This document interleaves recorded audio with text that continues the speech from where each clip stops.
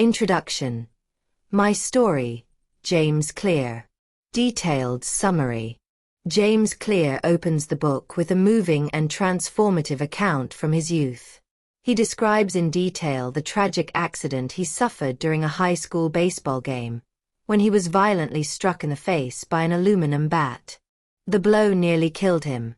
He suffered a broken nose, fractured skull bones, brain swelling, and spent days in the hospital in critical condition. This isn't just a dramatic prologue, it's a crucial starting point. After this traumatic event, his life changed completely. He spent months away from school, had to relearn simple activities like walking, writing, studying, and all without any guarantee that he would return to who he was before.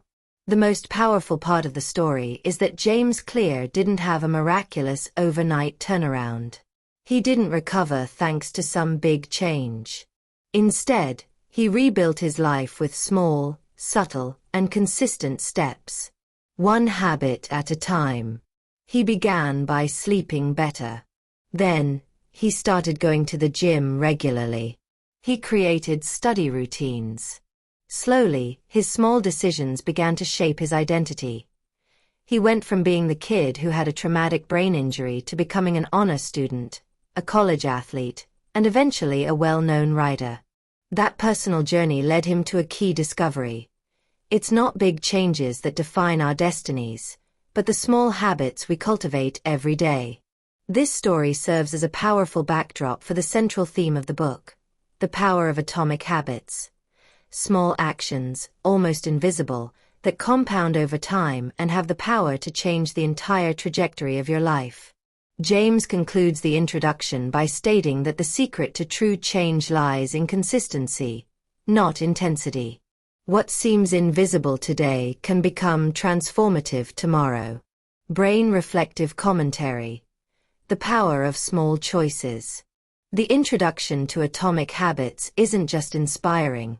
It's an invitation to humility and patience. We live in an instant results world, constantly bombarded with promises of dramatic transformations. Lose 20 pounds in 10 days. Become a millionaire in a month. Reinvent your life in 7 easy steps. But reality tells a different story.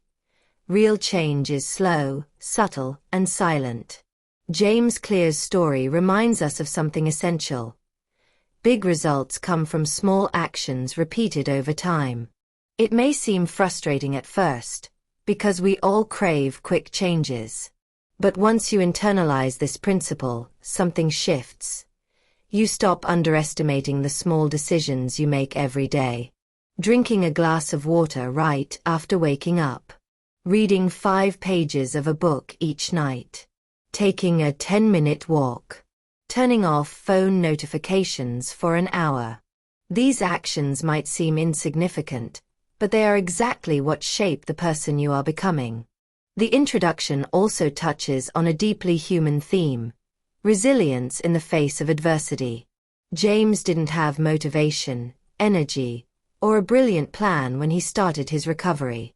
What he had was the determination to take small steps, every single day. That point is crucial for your video. You can emphasize that no one needs to wait for the perfect motivation or some divine inspiration. What people need is a system. A simple, steady plan that helps them make small but consistent progress, even on the hardest days. Chapter 1. The Surprising Power of Atomic Habits. Magnifying glass tilted left. Detailed summary. In the first chapter, James Clear introduces the foundational idea behind the book. Small changes make a big difference. He starts with a powerful illustration. If you improve by just 1% each day, you won't be 365% better by the end of the year. You'll be 37 times better. That's the compounding power of habits. Small improvements, when repeated consistently over time, lead to remarkable results. But the same is true in the opposite direction. If you get 1% worse each day, your decline compounds too. This idea flips the way most people think about change. We usually believe that progress must be dramatic, That transformation requires massive action. But Clear argues the opposite. The tiny, almost unnoticeable decisions we make each day are what truly determine our outcomes. To make this more concrete, he uses several analogies. The ice cube. Imagine an ice cube sitting on a table in a room at 26 degrees Fahrenheit. You start heating the room by 1 degree at a time. 27 degrees, 28 degrees, 29 degrees. But the ice doesn't melt. Nothing happens until it hits 32 degrees Fahrenheit. Suddenly, the ice begins to melt. Was it that 1 degree that caused the change? Not exactly. It was the accumulation of heat over time. Backhand index pointing right. This metaphor captures the essence of habits. Progress often feels invisible until it suddenly becomes obvious. The bamboo tree. Bamboo grows underground for years before breaking through the surface.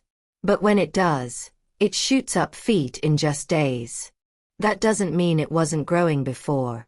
It was just growing in ways you couldn't see. Clear calls this concept the plateau of latent potential. It's the period when you're working hard, doing the right things, but seeing little to no results. Most people quit here, just before the breakthrough. He argues that goals are overrated. It's not that goals are bad, but they don't determine outcomes. Systems do. A goal is your desired outcome. A system is the process that leads to that outcome. You do not rise to the level of your goals. You fall to the level of your systems.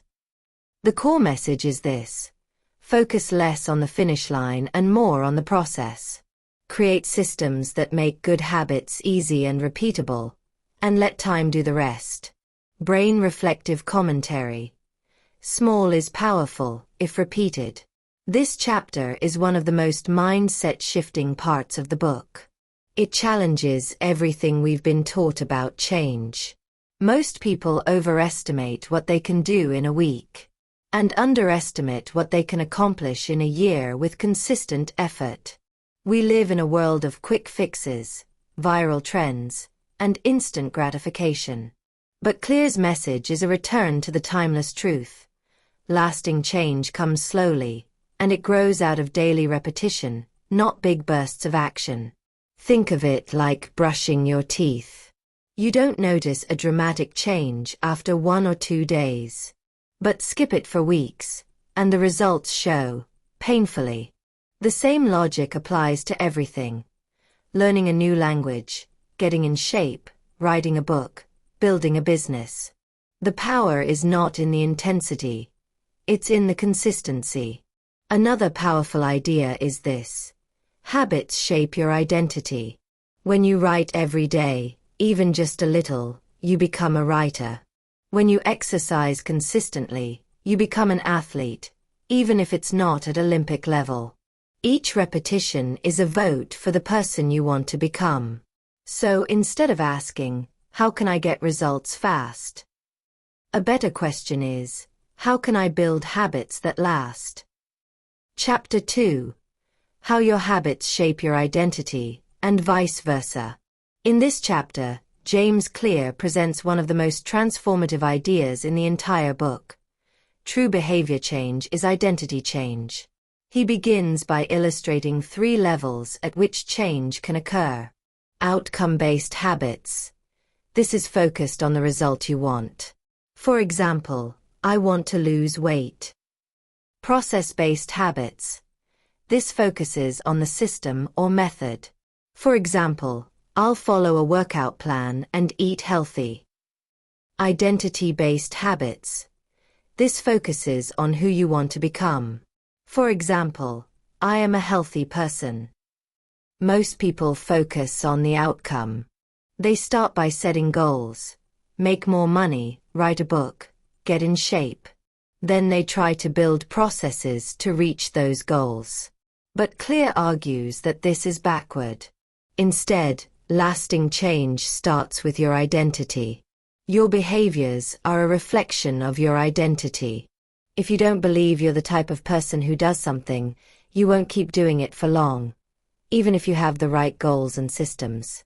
For example, let's say two people are trying to quit smoking. When offered a cigarette, the first says, "No thanks, I'm trying to quit." The second says, "No thanks, I'm not a smoker." That's a small linguistic difference, but it reflects a much deeper shift. The first person still identifies as a smoker who's trying to change. The second has fully embraced a new identity. Your habits matter because they reinforce the type of person you believe you are. Every action you take is a vote for the type of person you want to become. Write one sentence. You've cast a vote to become a writer. Go for a run. You've cast a vote to become an athlete. Cook a healthy meal. You've cast a vote to become a fit person. Over time, these votes accumulate, and your identity solidifies. Clear emphasizes that identity is not fixed. It's not something you're born with. It's something you build. And the best way to build a new identity is through small, repeated actions. The chapter also touches on the danger of clinging too tightly to an identity. If you're overly attached to a certain label, "I'm a straight A student," or "I'm an entrepreneur," you may struggle to adapt when circumstances change. The key is to hold your identity loosely and let your habits evolve as you do.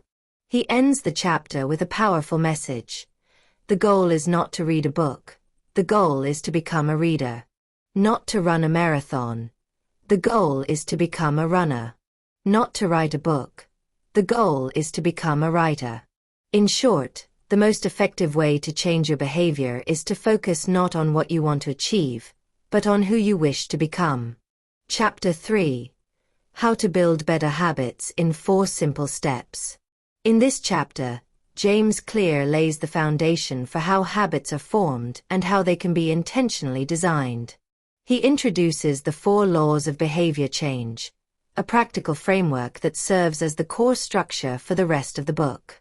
Clear begins by explaining what a habit is, an automatic behavior that's been repeated enough times to become second nature. Habits allow us to conserve mental energy and act efficiently. From tying our shoes to brushing our teeth, much of what we do daily is habitual. He draws on insights from behavioral psychology to describe the habit loop, which has 4 key stages. Cue. This is the trigger that initiates the behavior. It's a signal in your internal or external environment that tells your brain to start the behavior. For example, walking into a dark room is a cue to flip the light switch. Craving. This is the motivational force behind the habit. It's the desire for a change in your internal state. You don't crave brushing your teeth. You crave the feeling of a clean mouth. Response. This is the actual habit or behavior you perform. It can be a thought or an action. Whether you follow through depends on your level of motivation and how much friction exists. Reward. This is the benefit you gain from doing the behavior. Rewards teach your brain whether a habit is worth remembering in the future. If it's pleasurable or satisfying, the brain will want to do it again. These 4 steps are always working, whether you're aware of them or not. They form a continuous feedback loop that drives behavior over time. Based on this model, Clear introduces the 4 laws of behavior change, which serve as a step-by-step guide to building good habits and breaking bad ones. Make it obvious. Cue. Make it attractive. Craving. Make it easy. Response. Make it satisfying. Reward. For breaking bad habits, you simply invert the laws. Make it invisible. Make it unattractive. Make it difficult. Make it unsatisfying. This framework is powerful because it's both simple and actionable. Rather than relying on willpower or motivation alone, it shows how to redesign your environment and structure your behavior in ways that make good habits more likely and bad habits harder to sustain. Clear emphasizes that this approach works because it aligns with how human behavior naturally functions. It doesn't try to fight against biology, it works with it. He argues that success is not about having extraordinary discipline, but about creating a system in which good choices are the default. The chapter closes by stressing that the key to lasting habit change is to focus on the system, not the goal. If you want better results, don't chase outcomes. Build better habits. Chapter 4. The first law, make it obvious. Summary. Clear emphasizes the importance of awareness. Often, bad habits persist because we don't notice them. He introduces the habit scorecard, a method of listing your habits and labeling them as positive, negative, or neutral. He also discusses implementation intentions, I will do behavior at time in location, and habit stacking, after current habit, I will do new habit, as tools to make cues obvious. This chapter is incredibly actionable. Awareness is often the missing link in change. Implementation intentions and habit stacking are gold. They remove the ambiguity that causes us to procrastinate. A video could demonstrate how these techniques can be applied to daily routines, morning rituals, work habits, fitness goals, etc. Chapter 5. The second law, make it attractive. Habits become appealing when they are associated with positive emotions or rewards. Clear introduces temptation bundling, pairing an action you want to do with one you need to do. He also discusses how culture shapes habits. We imitate the habits of close friends, the masses, and those with status. Social reinforcement is powerful. This chapter blends psychology and social science. Temptation bundling is a clever hack that can make tedious tasks more enjoyable. And the reminder that our environment and social circles influence us can be a cue for viewers to examine their peer groups. Chapter 6. The third law, make it easy. Clear stresses the importance of reducing friction. The easier a habit is, the more likely we are to follow through. He introduces the 2-minute rule. Scale down any habit so it takes less than 2 minutes to start, e.g., read 1 page instead of read a book. Repetition, not perfection, is the key. The focus should be on showing up, not achieving mastery right away. The simplicity here is brilliant. It's about winning the psychological battle. The 2-minute rule helps you build momentum. Once you start, you usually continue. In a YouTube video, this can be dramatized with examples. Someone procrastinating versus someone applying this rule and getting started. Chapter 7. The fourth law, make it satisfying. Behavior needs to feel rewarding in order to stick. Clear discusses immediate rewards as crucial to habit formation, especially in the early stages. He also introduces the concept of habit tracking, using visual tools like calendars or apps to keep a streak alive, and the idea of never missing twice. This chapter taps into basic human psychology. We do what feels good. By making success visible, habit tracking, and avoiding guilt spirals, never miss twice, we stay motivated. Visualizing this part in a video, maybe with charts, calendars, or apps, can be very engaging. Chapter 8. How to make a habit irresistible. In Chapter 8, James Clear explores the second stage of the habit loop, craving, and introduces the second law of behavior change. Make it attractive. He explains that our brains are wired to be drawn toward behaviors that promise pleasure or relief. Cravings are the motivational engine behind every habit. Without a craving, we have no reason to act. Clear draws from the science of dopamine to explain how this process works. Dopamine is often misunderstood as the pleasure chemical, but it actually plays a more critical role in anticipation than in the actual experience of reward. In other words, we get a spike of dopamine before the behavior happens, not after. It's the brain's way of saying, something good is coming, act now. This insight is important because it reveals why habits can become so compelling. It's not the actual experience of smoking, scrolling, or eating junk food that pulls us in. It's the anticipation of the relief or pleasure that drives our behavior. To leverage this system for positive behavior change, Clear introduces a method called temptation bundling. This strategy involves pairing an action you want to do with an action you need to do. For example, only watch your favorite Netflix series while working out at the gym. Only listen to your favorite podcast while doing household chores. Only check social media after you've written 500 words. By doing this, you associate a necessary habit, exercise, cleaning, working, with something that gives you immediate satisfaction. This makes the habit more attractive and enjoyable, increasing the likelihood that you'll follow through. Clear also references a psychological principle known as the role of culture in craving. Humans are deeply social beings. Much of what we desire is not necessarily logical or innate, it's copied. We imitate the habits and desires of three groups. The close, family and friends. The many, our tribe or community. The powerful, those we admire or envy. This imitation is hardwired.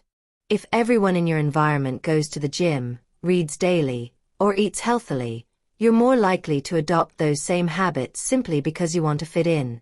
Conversely, if your community indulges in bad habits, you'll struggle to go against that grain. Clear encourages the reader to join groups where the desired behavior is the norm. If you want to become a runner, join a running club. If you want to write more, hang out with other writers. When behavior is socially reinforced, the craving to belong enhances your commitment to the habit. He ends the chapter by reinforcing that to build good habits, we must make them more appealing, and one of the best ways to do this is to associate them with immediate pleasure or social belonging. This chapter goes far beyond surface-level advice. What James Clear is really pointing to here is the importance of emotional design in habit formation. Too often, we assume we fail at building good habits because we lack discipline. But the truth is, we lose the battle before the action, when the craving is triggered. The real decision point isn't when you open the fridge or sit down at your desk. It's in the micro-moment when your brain says, "This would feel good right now." Recognizing this helps you understand why sheer willpower isn't a long-term strategy. If your good habits feel like punishment, and your bad habits feel like comfort, you'll always default to what's emotionally rewarding. That's why strategies like temptation bundling are so powerful. They create emotional alignment. You're not forcing yourself, you're pulling yourself with desire, not pushing through resistance. Also, the discussion on culture is especially relevant in today's hyper-connected world. Whether online or offline, we are always absorbing the expectations and habits of those around us. This means that changing your environment and community may be more important than changing your mindset. Sometimes, the fastest way to change yourself is to change who you surround yourself with. Ultimately, this chapter reminds us that craving is not the enemy, it's a tool. When harnessed properly, it becomes fuel for positive change. If you can learn to rewire what you crave, not by suppressing desire, but by redirecting it, you unlock a powerful force for transformation. Chapter 9. The Role of Family and Friends in Shaping Your Habits. In Chapter 9, James Clear continues to build on the second law of behavior change. Make it attractive, by diving deeper into the influence of social environment. While Chapter 8 touched on the power of culture in shaping cravings, this chapter zooms in on how family, friends, and the people around us have a direct and powerful impact on our habits. Clear opens the chapter with a compelling truth. Humans are wired to imitate. From the moment we are born, we learn by observing and copying the behaviors of others. He explains that this mimicking isn't random. It typically follows three primary social groups. The close. We imitate those near us, especially family and friends. The many, we imitate the majority. Social norms create pressure to conform. The powerful, we imitate those we admire or aspire to be like. The impact of the close is often the strongest. If your family eats fast food every night, it becomes much harder for you to eat healthily, even if you want to. If your coworkers take smoke breaks, you're more likely to join in, even if you've never smoked before. Clear notes that proximity breeds imitation. Habits are contagious. But this influence can also be used to your advantage. If your immediate circle values reading, fitness, or entrepreneurship, you're more likely to adopt those behaviors, not out of discipline, but through natural alignment. Belonging drives behavior. You want to fit in, and so you begin to mirror the group. The second layer of influence is the many, the social norms of your community, culture, or workplace. Humans have an innate fear of standing out or going against the group. Clear highlights research showing that people are more likely to follow a behavior if they believe it's normal, even if it contradicts logic or personal preference. This is why peer pressure and online trends can feel so powerful. Finally, he describes the influence of the powerful, people who are admired, successful, or seen as leaders. Whether it's a celebrity, an influencer, a boss, or a mentor, we tend to copy those whose status we respect. Their behaviors become aspirational blueprints. Clear encourages readers to use this knowledge strategically. He suggests surrounding yourself with people who already exhibit the habits you want to develop. The more time you spend with them, the more their behaviors, values, and routines will start to rub off on you. He calls this joining a culture where your desired behavior is the normal behavior. He also warns that trying to change your habits while staying in a social environment that reinforces the opposite behaviors can feel like swimming upstream. Long-term success is far more likely when your environment is aligned with your goals. The chapter ends with a crucial reminder. We are not only products of our environments, we are participants in shaping them. Choose your surroundings wisely, because in the long run, who you spend time with is who you become. This chapter delivers one of the most overlooked truths about habit change. It's not just about you. It's about who surrounds you. So often, people blame themselves for their lack of consistency. They think, I just need more motivation, or I need to be more disciplined. But the reality is that your willpower is constantly battling the gravity of your environment. And if your environment pulls you in the opposite direction of your goals, willpower eventually gives out. Clear's insight here is liberating. You don't have to fight your environment. You can change it. You can intentionally choose to spend more time with people who pull you forward rather than hold you back. This isn't about cutting people off, but about seeking out communities of alignment. Whether it's a book club, a mastermind group, a local gym, or even an online forum, being around others who normalize the behavior you desire makes change feel natural, not forced. The most powerful part of this chapter is its simplicity. You rise or fall to the level of the tribe you belong to. And when you find a tribe where your desired identity feels like home, your habits become expressions of belonging, not obligations. Chapter 10. How to find and fix the causes of your bad habits. In Chapter 10, James Clear shifts focus from how good habits form to how bad habits take root, and how to dismantle them. He explains that every bad habit begins with a cue that triggers a craving, and we repeat the habit because it offers some kind of solution, even if temporary or harmful. A key point in this chapter is that most bad habits are responses to stress, boredom, loneliness, or anxiety. For example, someone might smoke to relieve stress or scroll endlessly on social media to avoid boredom. The problem isn't the behavior itself, it's the underlying cause. If you only treat the behavior and not the source, it will eventually resurface. Clear encourages the reader to become curious rather than judgmental about bad habits. Instead of saying, "I'm lazy," it's more productive to ask, "What triggers this reaction in me? What am I trying to avoid or soothe?" He offers a practical strategy. Make bad habits unattractive by reframing how you think about them.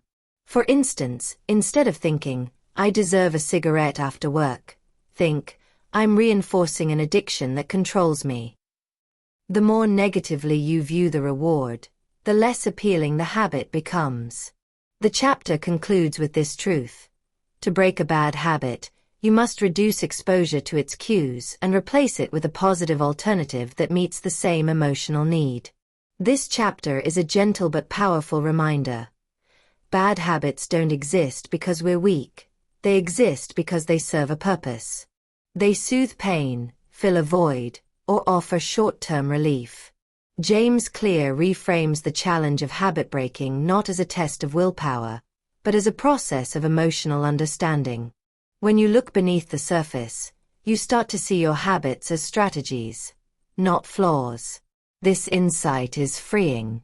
It allows you to stop blaming yourself and start designing better responses to the same emotional triggers.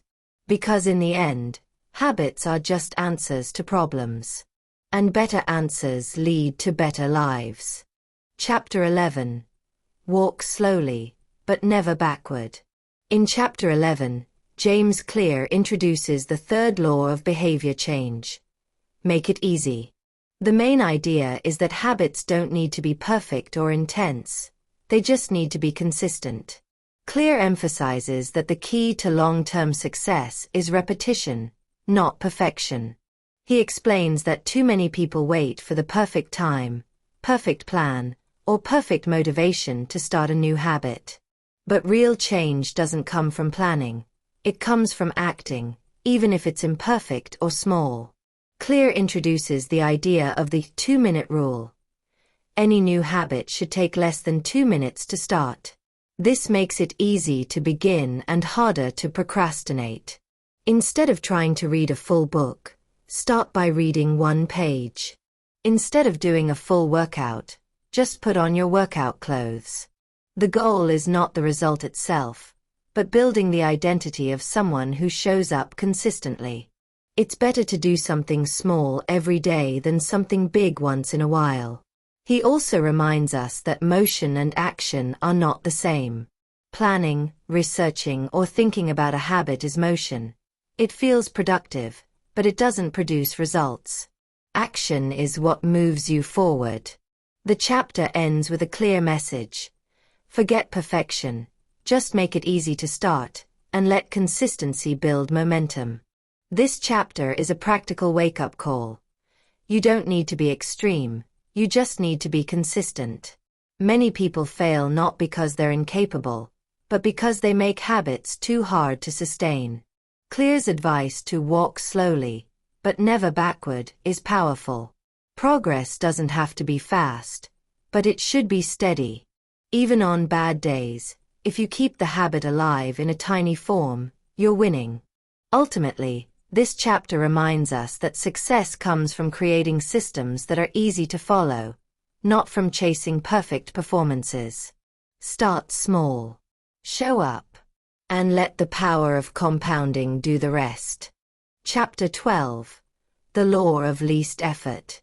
In Chapter 12, James Clear expands on the third law, make it easy, by introducing the principle of the law of least effort. This law states that when faced with multiple options, people will naturally choose the path that requires the least amount of work. It's human nature to conserve energy. Clear explains that successful habit formation isn't about willpower or discipline. It's about making good habits more convenient and bad habits less convenient. He uses real-life examples, like the practice of leaving a guitar in the middle of the room if you want to practice more, or placing healthy snacks in plain view while hiding junk food. The environment should work in your favor, making the desired behavior easier to perform. He also introduces the idea of environment design, shaping your surroundings so that your best habits are the default choice. For instance, if you want to reduce TV time, unplug the TV or remove the batteries from the remote. If you want to read more, leave a book on your pillow. Clear's message is clear. Friction is a powerful force. A small inconvenience can be enough to stop a bad habit. Likewise, reducing friction makes a good habit almost automatic. The easier a behavior is, the more likely it is to happen. Not because you're more motivated, but because there's less resistance. This chapter highlights one of the most overlooked truths in behavior change. People follow the path of least resistance. That's not laziness, it's efficiency. Our brains are wired to conserve energy. Instead of trying to force change, Clear teaches us to design for it. You don't need more self-control. You need fewer obstacles. If you can redesign your environment to make the good choice the easy choice, you stop relying on motivation altogether. This is one of the most empowering shifts in mindset. You don't have to be stronger than your temptations. You just have to be smarter than your environment. Chapter 13. How to stop procrastinating by using the 2-minute rule. In Chapter 13, James Clear presents a practical strategy to overcome procrastination and build momentum in habit formation. The 2-minute rule. This rule is built on the idea that any habit can be started in under 2 minutes. The key is to scale down your desired behavior into a version so easy, it's almost impossible to say no to. Clear explains that the hardest part of any habit is often just getting started. Once you're in motion, continuing is much easier. The 2-minute rule helps you overcome the inertia that leads to procrastination by focusing on just starting the behavior. Examples include: want to read more? Just read 1 page. Want to get fit? Just put on your running shoes. Want to eat healthy? Chop 1 vegetable. These may seem trivial, but they work because they reinforce your identity. Even small versions of the habit confirm, I'm a reader, I'm a runner, or I'm someone who prepares healthy meals. Clear is clear, pun intended. This isn't a trick to only do 2 minutes of a habit. It's a gateway. Once you begin, you're likely to keep going. But even if you don't, you've still shown up, and that's what matters most early on. The 2-minute rule helps establish the routine first, without worrying about outcomes or intensity. This chapter is a powerful antidote to perfectionism and over-planning. So many people wait until they can do something right or fully. But the truth is, you'll never get there if you don't start small. Clear's approach frees you from the pressure of performance and redirects your focus toward consistency. You don't have to write a chapter. Just open your notebook. You don't have to meditate for 30 minutes. Just sit still for 2. The real magic is that small starts remove excuses. When the habit is too easy to fail, it becomes easier to show up. And showing up daily is what builds identity and long-term success. Chapter 14. How to make good habits inevitable and bad habits impossible. In Chapter 14, James Clear introduces a powerful technique called a commitment device. A decision you make in the present that locks in better behavior for the future. The goal is to make good habits easier to follow and bad habits harder to do by removing the need for willpower. Commitment devices work by reducing future choices and limiting temptation. For example, if you want to save money, set up automatic transfers to a savings account. If you want to avoid junk food, don't keep it in the house. If you want to limit screen time, use apps that block social media after a certain hour. These small changes alter your environment to make the desired behavior almost inevitable. You design your life in a way that makes the good path the default path. Clear also introduces the concept of automation, using technology or pre-commitment to set up habits that run on autopilot. That way, you're not relying on discipline, but on systems. The chapter's big message: if you want consistent results, don't rely on motivation. Build a structure that makes success automatic. This chapter drives home a liberating truth. You don't need to be stronger than your bad habits. You just need to be smarter about your choices today. By using commitment devices and automating good decisions, you remove the mental friction that so often leads to failure. You're no longer making the same tough choices over and over. You've made them once and built your environment to support them. This shift in thinking, from depending on willpower to depending on systems, is one of the most powerful insights in the book. Real change isn't about trying harder. It's about designing a life that makes the right thing the easy thing. Chapter 15. The Cardinal Rule of Behavior Change. In Chapter 15, James Clear introduces the fourth law of behavior change. Make it satisfying. He explains that for a habit to stick, it must feel rewarding. If a behavior feels good, we are more likely to repeat it. If it feels unsatisfying or incomplete, we tend to avoid it. The brain is wired to prioritize immediate rewards. That's why bad habits, like eating junk food or skipping the gym, can be so appealing. They offer quick satisfaction. In contrast, good habits often deliver delayed rewards.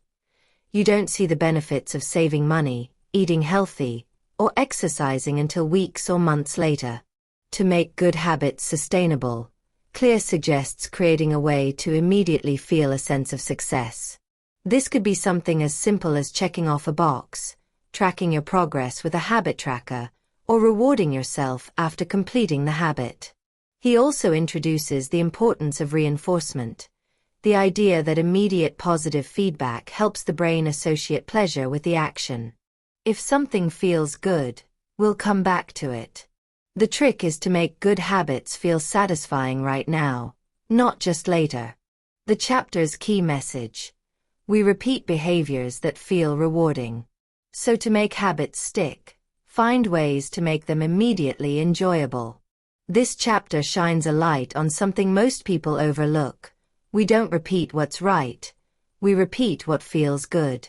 That's why understanding the psychology of reward is so important. It's not enough to know a habit is beneficial. You need to find a way to enjoy it in the moment. Whether it's the visual satisfaction of checking a box or the emotional lift of pride, those tiny signals of success reinforce your progress. Clear helps us see that habit formation isn't just about logic, it's about emotion. And if you can tie positive emotion to positive behavior, you turn effort into enjoyment. The takeaway is simple but powerful. If you want to keep a habit, don't just do it, celebrate it. Chapter 16. How to stick with good habits every day. In Chapter 16, James Clear expands on the importance of making habits satisfying by introducing a simple but powerful tool: habit tracking. Habit tracking is exactly what it sounds like: keeping a visible record of your behavior. Whether it's marking an X on a calendar, using a habit tracking app, or writing in a notebook, the goal is to create a visual cue of progress. Clear explains why this works so well. Tracking a habit provides immediate satisfaction. Every checkmark is a small reward, a clear signal that you're moving in the right direction. It reinforces the identity you're trying to build and provides motivation to keep the streak going. Even more, habit tracking holds you accountable to yourself. It brings clarity. What you measure, you can improve. It helps you avoid the illusion of progress by showing the actual frequency of your behavior.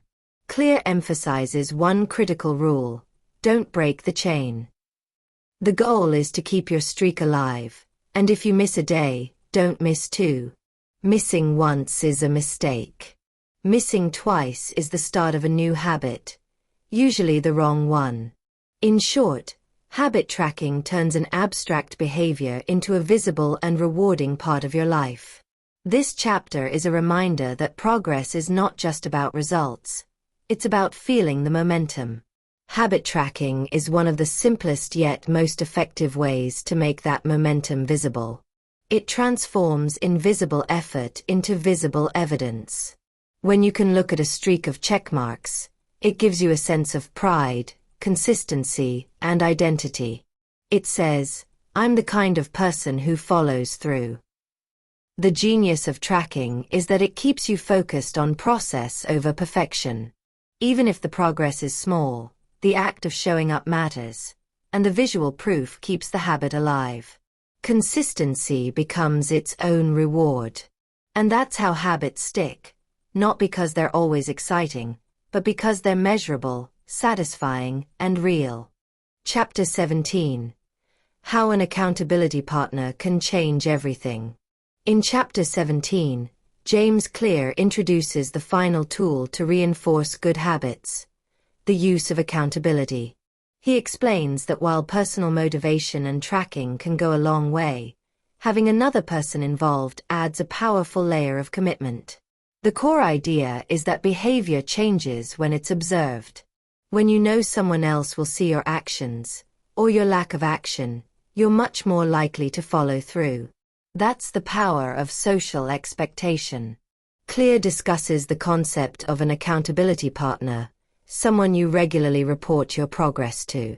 This can be a friend, coach, mentor, or even a small group.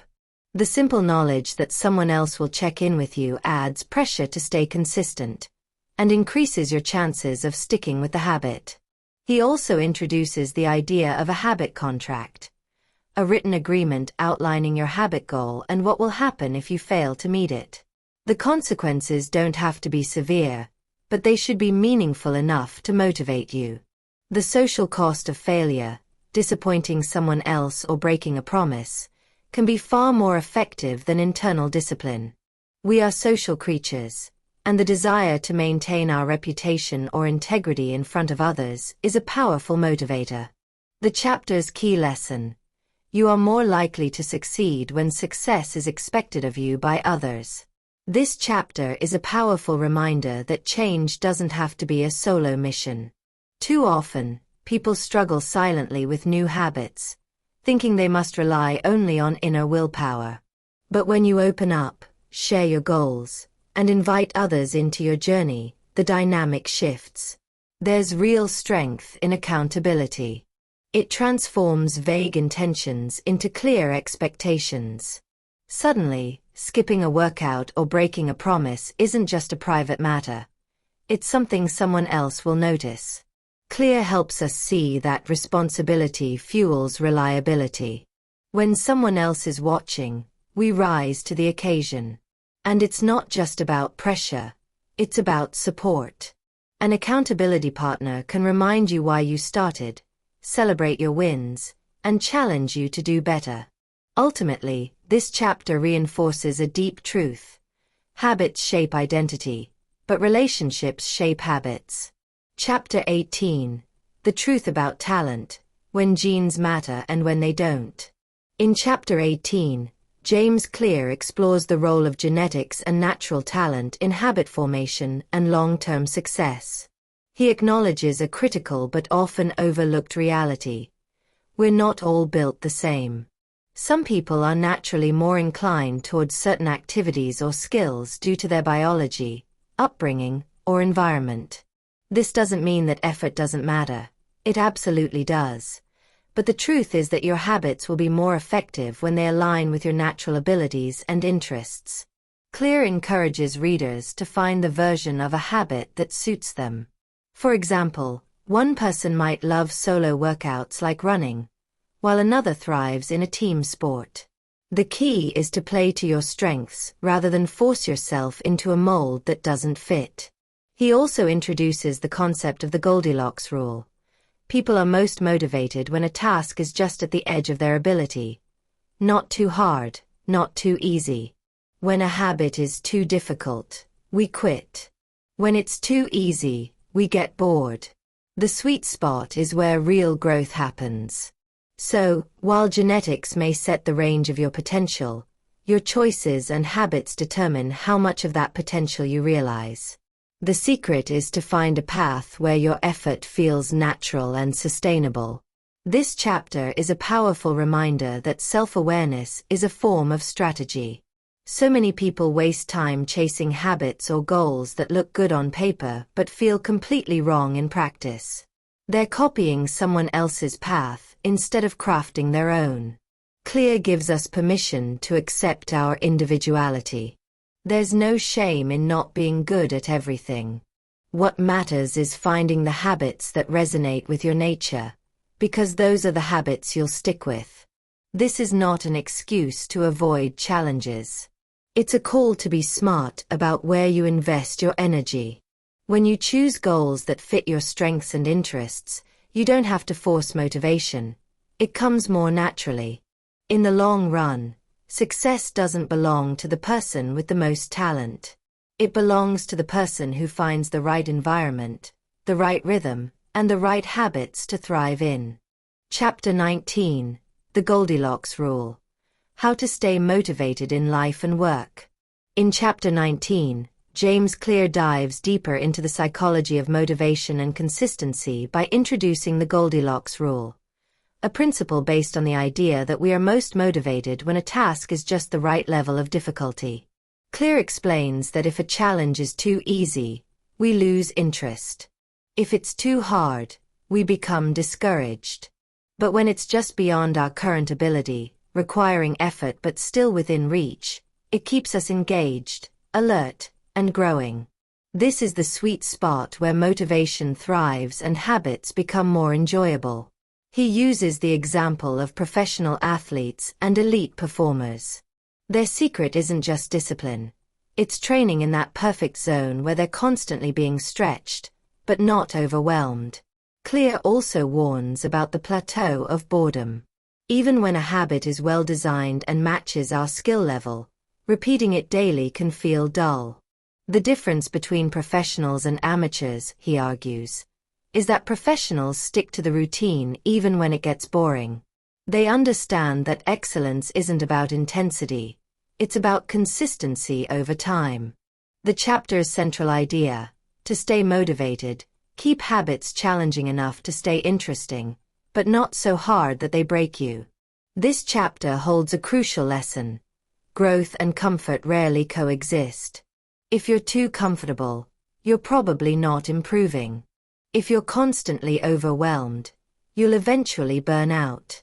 The key is to live in that narrow space where progress requires effort, but doesn't demand perfection. Clear helps us understand that motivation is not something magical. It's a result of smart habit design. You stay motivated when you see yourself improving. And improvement comes from showing up, stretching your limits, and staying patient. It's also a call to embrace the boring middle, the repetition, the daily grind. This is where most people quit. But the ones who push through boredom are the ones who achieve mastery.